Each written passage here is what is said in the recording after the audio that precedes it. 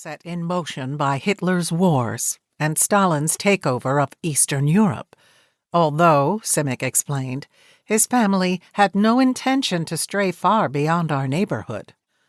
Once they made it to Paris, their lives consisted of standing in lines to serve up documents to bureaucrats intent on verifying their identity.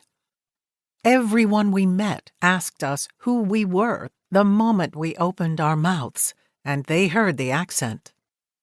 Simic and his family had no ready answer to the question.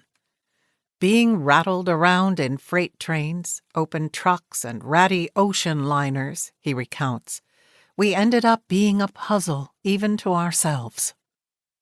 Displaced, they were outsiders, forced to reinvent themselves. Displaced is how Hannah Arendt and Charles Simic pictured modern refugees caught between nations. A post-war expression, Arendt commented, displaced persons has been expressly invented in order to make disappear from the world the disturbing fact of statelessness by ignoring it. Refugees who did not go on to write books as philosophers and poets have been displaced not only by governments and their bureaucrats, but also by historians. They fall between national histories. Having left one nation, refugees are routinely dismissed from its history. Only exceptional immigrants who have fully integrated as citizens, or who have notoriously disrupted their new nation, make it over the bar of significance warranting consideration. More often, the national frame of reference leaves them outside. Border crossers, like the many transnational movements they organize, refugees do not readily fit the conventions of sedentary national histories. Asylum Between Nations reclaims the lost story of political refugees and of the cities that sheltered them in the turbulence between the American and French revolutions at the end of the 18th century and the revolutions of 1848. It is a transnational history of the doors willingly opened wide between 1789 and 1848, and of the people who passed through them.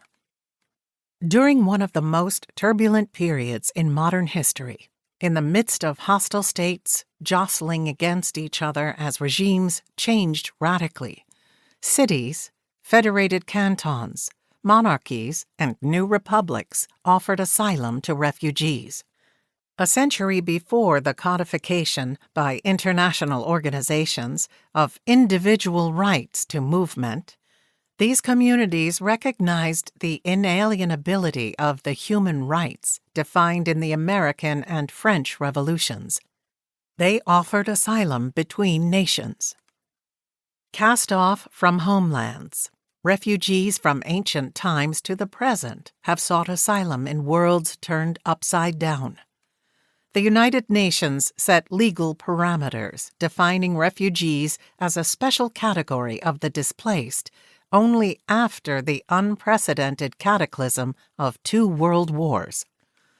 The 1951 Geneva Convention, drafted by the UN Commission on Human Rights, and the 1967 Protocol that followed, defined refugees as persons with a well-founded fear of persecution for reasons of race, religion, nationality, or membership in a particular social group or political opinion. Refugees found themselves outside the country of their nationality and unable to return.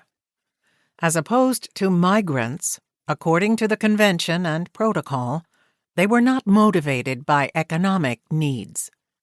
As explicated by Oxford professor Andrew Shaknove, refugees are persons whose basic needs are unprotected by their country of origin, who have no remaining recourse other than to seek international restitution of their needs.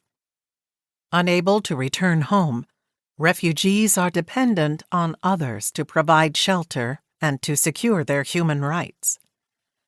200 years before the United Nations set stringent parameters for the legal category of refugee, the term was